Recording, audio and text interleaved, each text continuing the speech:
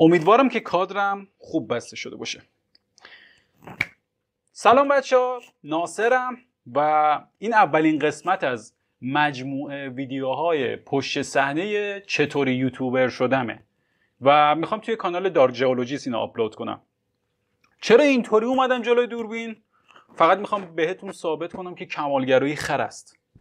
ببینید، خیلی دوست دارن که یوتیوبر بشن، خیلی دوست دارن درآمد دلاری داشته باشن، مخصوصا توی این وضعی که همه ما توش گیر کردیم. حقوقا پایینه، یه سری علایق داریم و هزار تا چیز، هزار تا دلیل وجود داره واسه این که ما بخوایم یه کاری رو شروع کنیم که برای خودمون یه آینده بسازیم. میخوام بهتون نشون بدم که یوتیوبر شدن و برای یوتیوبر شدن توپقام زیاده. ببین، حتی من نمیخوام اینا رو حذف کنم. میخوام بهتون نشون بدم که برای یوتیوبر شدن نیازی نیست حتما مثل وینی بلایند دیت بذارید یا ریاکت نشون بدید یا کارهای عجیب غریب بکنید. کافیه یک علاقه‌ای داشته باشید و نسبت به این علاقتون شروع کنید. خیلی از ماها اصلا علایقمون رو دنبال نمی کنیم، یعنی اصلا هیچ قدم کوچیکی برای این علاقه بر نمیداریم. منم به این دلیل خواستم بهتون نشون بدم که شروع کردن یک کسب و کار مثل یوتیوب به همین سادگی میتونه باشه. یعنی مثل من بیایید یه گوشه خونتون یه بالش بذارید. من حتی توی اتاق هم شروع نکردم، اومدم وسط هال و یک کادر کوچولو برای خودم در نظر گرفتم. دیگه دیدید دیگه خانواده‌های ایرانی خونه‌های شلوغی دارن و معمولاً جوان‌ترها نمیتونن، مخصوصا اونایی که حالا توی قشر پایین جامعه جز اکثریت ضعیفن، نمیتونن یک گوشه مناسب واسه خودشون داشته باشن. منم به همین دلیل اومدم اینطوری شروع کردم. قراره چی کار کنم؟ قراره بهتون نشون بدم که من اولین قسمت رو چجوری شروع کردم. ببینید، من میکروفون خاصی ندارم و اصلا نمیخوام از میکروفون تا انتها استفاده کنم. میخوام به وسیله گوشیم، یه گوشی اونجاست که داره اونو ضبط میکنه، این یه J5 نمیدونم 2015 یا 16 خیلی عادیه. یه هندزفری دارم اینجا که دیگه به بدنم کشیده میشد و احتمالاً کلی نویز داره و داره صدای منو ضبط میکنه به خاطر اینکه کیفیت صدای یه مقدار بهتر بشه. و یه لپتاپ. خب خیلی ممکنه این لپتاپ رو نداشته باشن، بالاخره ما باید کار کنیم برای اینکه لوازم اولیه رو به دست بریم. اما من میخوام بهتون نشون بدم که این حداقل لوازم رو میشه داشت. نیازی نیست حتما یه کیس عجیب و غریب واسه ادیت داشته باشی، یه دکور عجیب و غریب.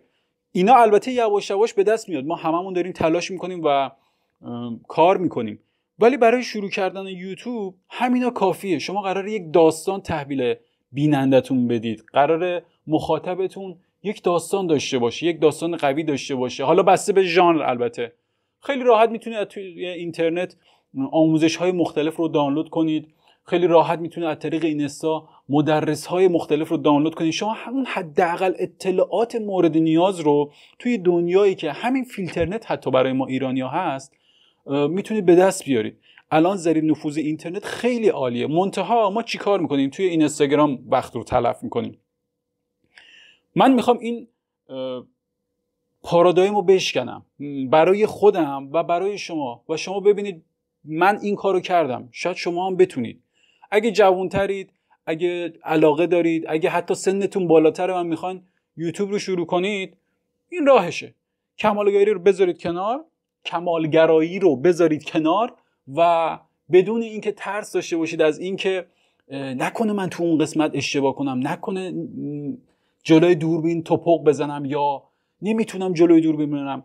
ژانرهای مختلف برای یوتیوب وجود داره. میتونید مدرسای مختلف رو دنبال کنید، بفهمید ژانر چیه، علاقتون بفهمید چیه، ببینید که چند درصد مردم اون ژانر رو دارن دنبال میکنن و کارتون رو شروع کنید. پس مواد اولیه‌مون واسه اینکه یوتیوبر بشیم: یه گوشی، یه هندزفری که میکروفونش تقریبا سالمه، یه گوشی دیگه برای فیلم برداری، اگه پول داشتید یه رینگ لایت و یه پایه که این رینگ لایت و پایه‌ای که من گرفتم جز مزخرف ترینای بازاره، یه کامپیوتر یا یه لپتاپ. اینو بهتون بگم که من این لپتاپو تازه خریدم، بعد از مدت‌ها پسنداز تونستم این لپتاپو که یه T440p عادی هست با یه CPU کورای 5 و 8 گیگابایت رم و یه SSD، اینو من تازه خریدم. قبلا یه کیس HP پرودسک نسل 4 داشتم که اونم i5 و تدوین هام روی اون اتفاق میفته. یعنی من روی اون تدوین میکردم ویدیوها رو و خب خیلی اذیت میشدم.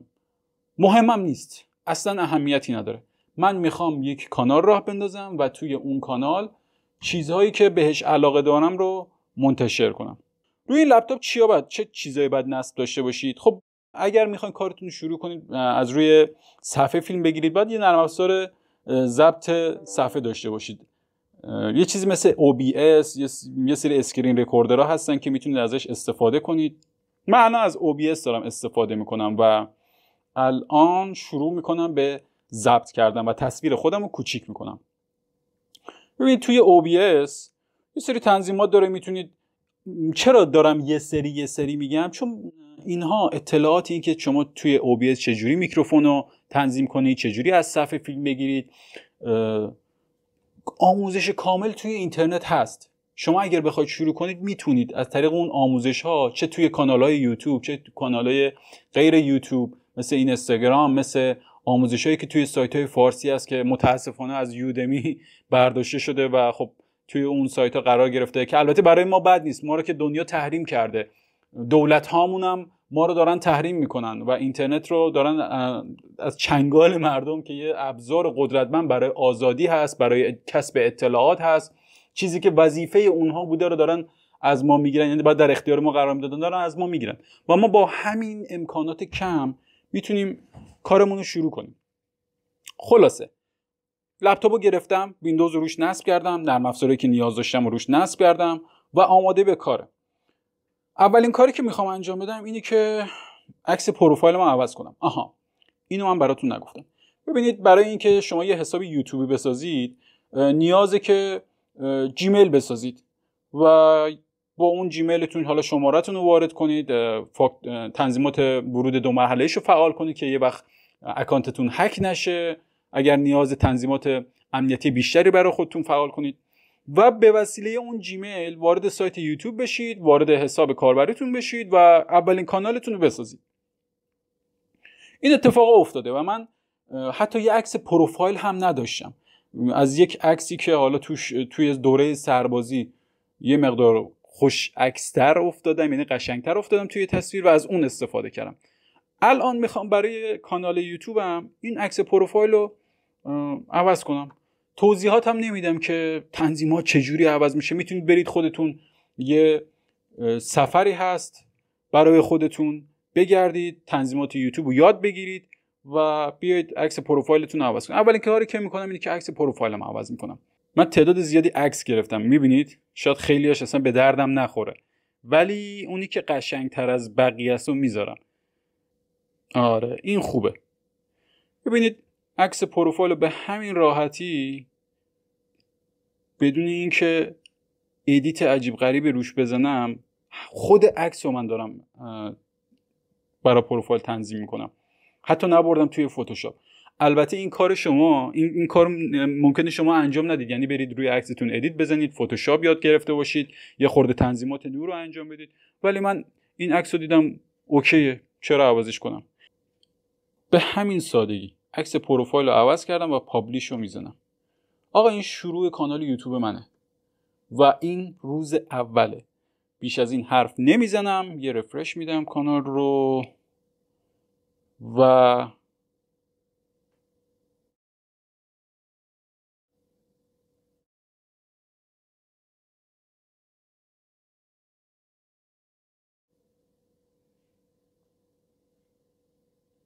آره این شروع کانال یوتیوب.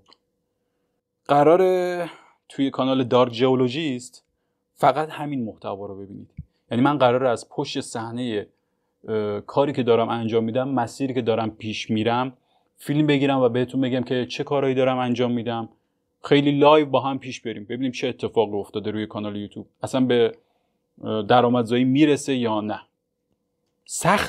قرار نیست اینجا سختگیری بشه، قرار نیست برای هر توپق زدنی که داره اتفاق میفته من به خودم آسیب بزنم که وای تو اصلا استعداد نداری. چرا؟ استعداد داری. همه شما استعداد دارید، منتها اون استعداد رو باید پیدا کنید، بعد براش تمرین کنید. منم قراره براش تمرین کنم.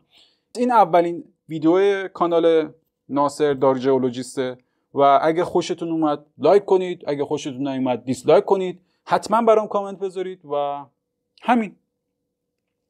قراره چی کار کنم؟ مرحله بعدی این که این ویدیو رو ضبط کنم چیه؟ بیارمش توی لپتاپ و تدوینش کنم. با چی تدوینش میکنم؟ احتمالاً با کامتاسیا یا پریمیر.